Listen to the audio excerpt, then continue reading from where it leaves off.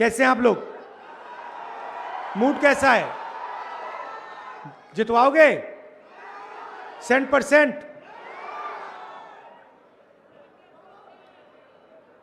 देखिए, देश में अगर आप देश की आबादी देखें तो तकरीबन 90% देश की आबादी या दलित है, महादलित है,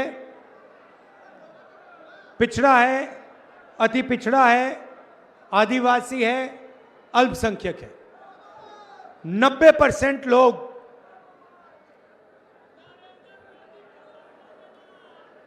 इन नालंदा क्या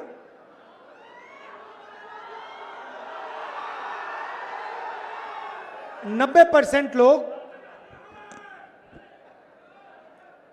समाज के अति पिछड़ा, दलित, आदिवासी से आते हैं। मगर अगर आप देश को देखें, और मैं 2-3 उदाहरण देता हूं, अगर आप हिंदुस्तान के सबसे बड़ी कंपनियों को देखें, कॉरपोरेट इंडिया को देखें, अदानी, अंबानी जैसी कंपनियां जो हैं, 500 सबसे बड़ी कंपनी की आप लिस्ट निकालिए, और इसमें पिछड़ा, अति पिछड़ा, दलित, महादलित, अल्पसंख्यक, आदिवासी को ढूंढ के निकाल दीजिए, आपको कोई नहीं मिलेगा। आपको एक नहीं मिलेगा। सारे के सारे 10% आबादी में से आते हैं। सारा बैंक का धन उनको जाता है, सारी नौकरियां उनको जाती हैं, ब्यूरोक्रेसी में उनको जगह मिलती है। आप जुडिशरी देखिए, वहां भी उनको सब मिलता है। सेना में उनका कंट्रोल है, और 90% आपको जो आबादी है वो आपको कहीं नहीं मिलेगी। अब मेरा कहना है कि अगर हिंदुस्तान के 90% लोगों को हम शामिल नहीं करेंगे, चाहे वो कॉरपोरेट इंडिया हो, चाहे वो जुडिशरी हो, चाहे वो ब्यूरोक्रेसी हो, अगर हम इनको नहीं शामिल करेंगे तो कैसा हिंदुस्तान बनेगा? अंबानी, अदानी जैसा हिंदुस्तान बनेगा जहां पूरा का पूरा धन 2-3 लोगों के हाथ में। और ऐसा हिंदुस्तान हमें तो नहीं चाहिए। आपको चाहिए? नहीं चाहिए। हमें वो हिंदुस्तान चाहिए जिसमें 90% लोगों की जगह है, जिसमें भाईचारा है, जिसमें खुशी है।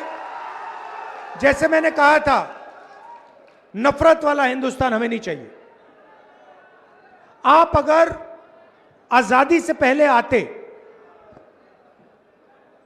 बिहार में आजादी से पहले पिछड़ों को, अति पिछड़ों को, दलित, अल्पसंख्यकों को कोई अधिकार नहीं थे, कोई अधिकार नहीं थे। राजाओं का राज था, जो भी वो चाहते थे ले लेते थे। अति पिछड़ों के लिए, दलितों के लिए, पिछड़ों के लिए, इन सब के लिए लड़ा कौन? कांग्रेस पार्टी लड़ी। और क्या किया?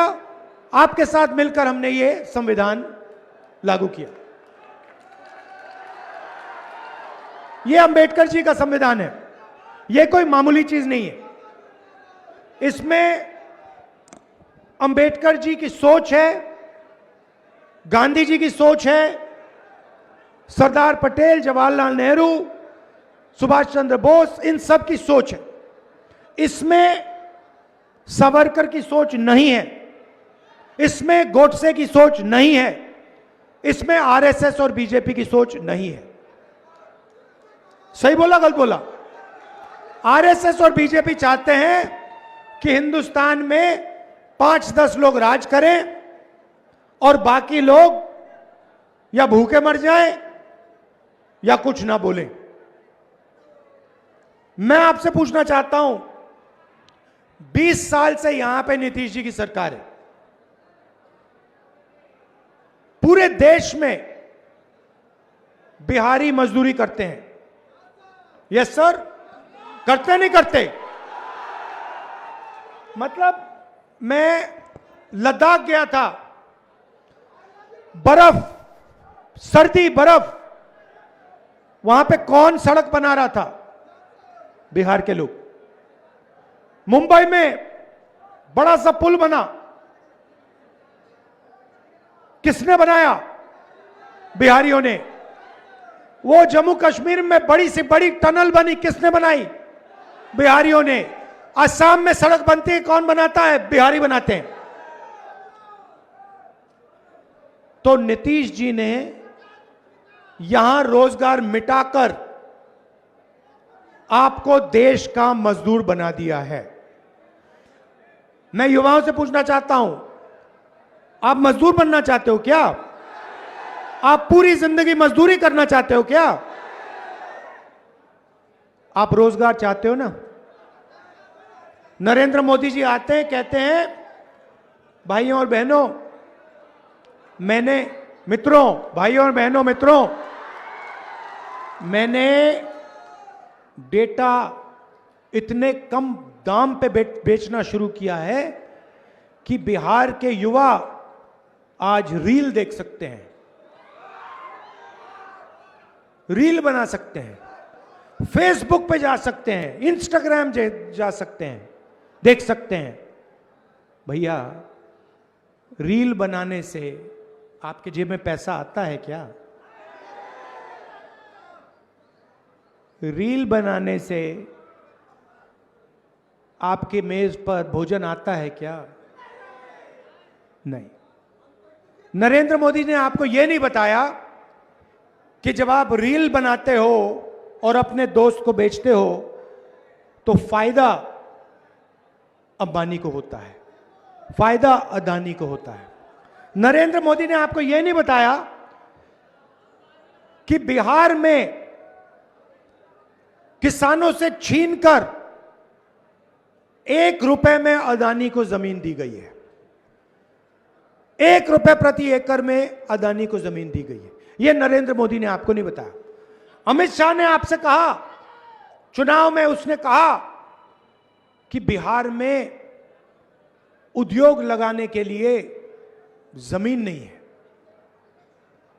उद्योग लगाने के लिए जमीन नहीं है, मगर अदानी जी को फ्री गिफ्ट देने के लिए बहुत जमीन है, कोई कमी नहीं है उसके लिए।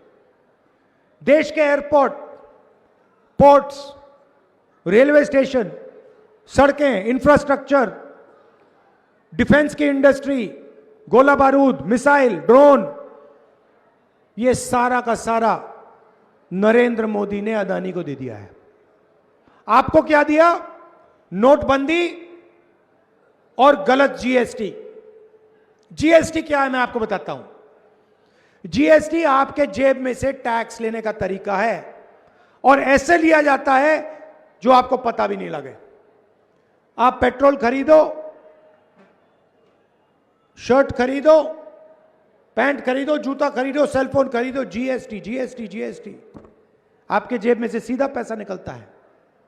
जितनी जीएसटी आप देते हो, आपने शर्ट खरीदी,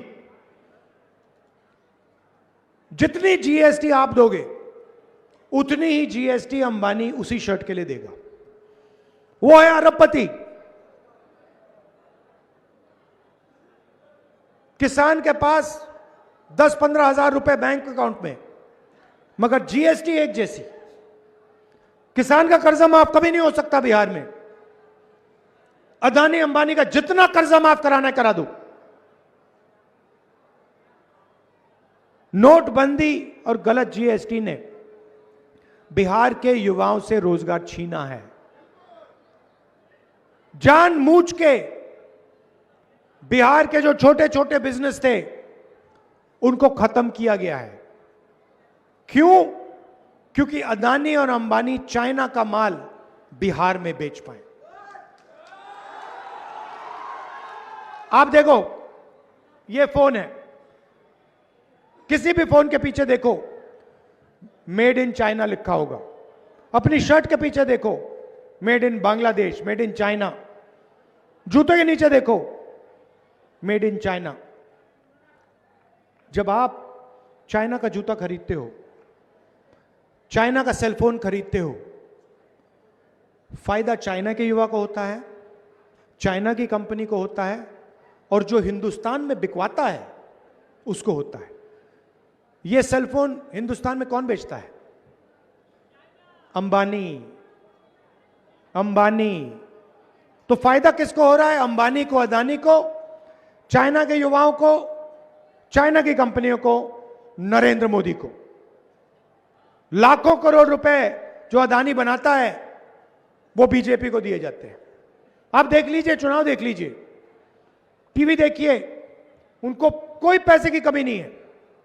मैंने भी शुरुआत में कहा मीडिया के हमारे मित्र हैं, ये हमारे मित्र नहीं है, ये उनके मित्र हैं, नरेंद्र मोदी के मित्र हैं। पैसे की कोई कमी नहीं। जितना टीवी पे दिखाना है दिखा दो नरेंद्र मोदी का चेहरा, 24 घंटे चलाओ। मगर बिहार की जनता होशियार है। मैं आपसे सवाल पूछता हूं, यह फोन है, इस पे मेड इन चाइना लिखा है, इस पे मेड इन बिहार लिखा होना चाहिए? होना चाहिए, नहीं होना चाहिए? हम चाहते हैं कि मेड इन बिहार इस सेलफोन पे लिखा हो, चाहते हैं कि मेड इन बिहार आपके शर्ट पर, पैंट पर, जूते पर, कैमरा पर लिखा हो। आप भूलो मत कि एक ऐसा समय था जब दुनिया की सबसे बेहतरीन यूनिवर्सिटी नालंदा यूनिवर्सिटी बिहार में हुआ करती थी।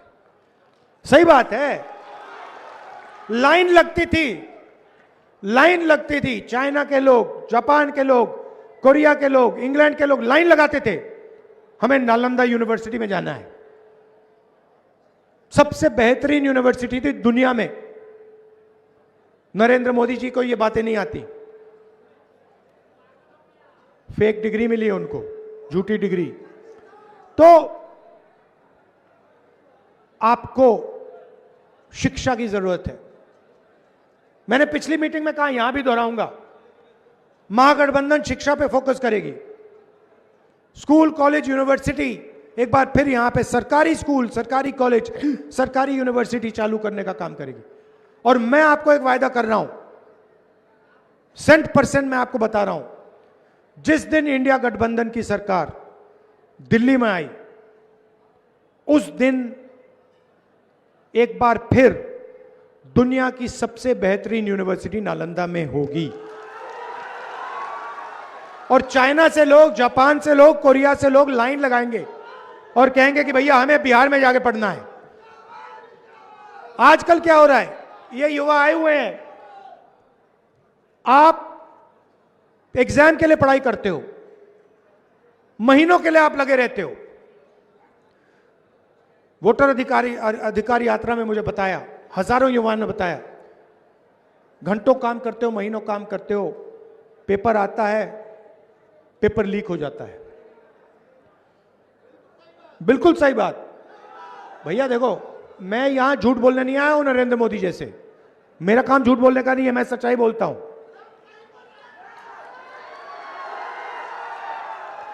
तो पेपर लीक होता है, जिनकी जानकारी होती है, जान पहचान होती है, जिनके पास पैसा है, उनको सरकारी जॉब मिलती है। और जो पढ़ाई करता है, जो ईमानदार है, उसे कहा जाता है भैया आपका पेपर लीक हो जाए, अगले साल करो, जाओ। धरना चल रही थी, महीनों के लिए वहां पे बैठे हुए थे पटना में, नीतीश जी मिले तक नहीं। मैं जाके मिला, कोई मदद नहीं की उनकी।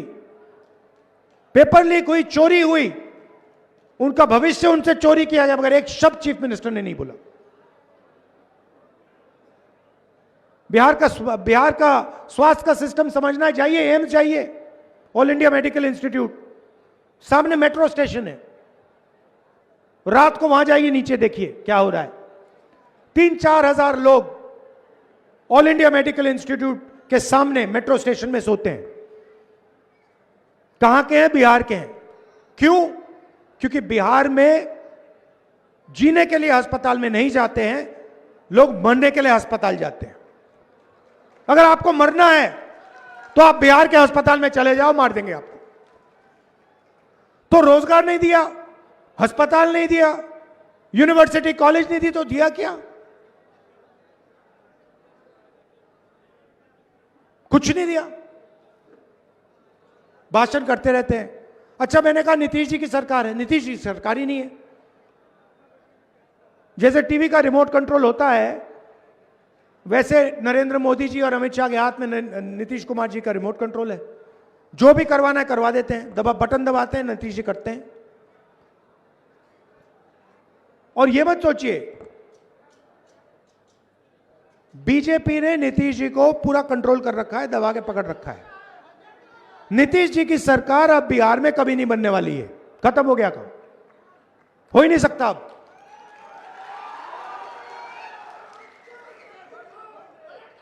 तो आप दूर दूर से आए, हमारे यहां पे पीसीसी प्रेसिडेंट जी हैं, आइए जरा, राजेश राम जी, ये कांग्रेस पार्टी के बिहार में सबसे सीनियर नेता हैं।